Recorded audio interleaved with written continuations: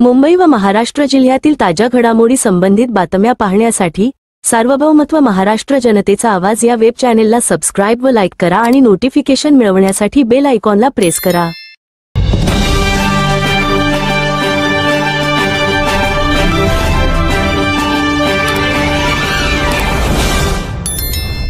सार्वभौमत्व महाराष्ट्र जनतेचा आवाज न्यूज चॅनेलमध्ये आपले स्वागत आहे।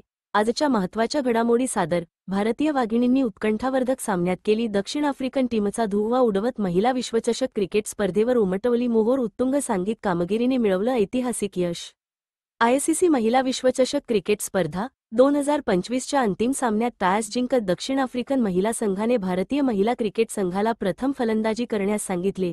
प्रथम फलंदाजी करताना भारतीय रणरागिणींनी धावांचे उद्दिष्ट दक्षिण आफ्रिकन संघासमोर ठेवले।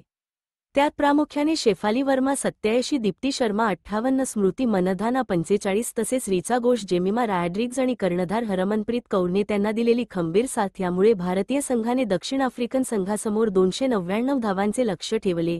त्याचा पाठलाग करताना दक्षिण आफ्रिकेचा महिला संघ दीप्ती शर्मा, शेफाली वर्मा यांनी आफ्रिकन फलंदाजीला खिंडार पाडले आणि इतर भारतीय महिला गोलंदाजांनी त्यांना साजेशी साथ दिली।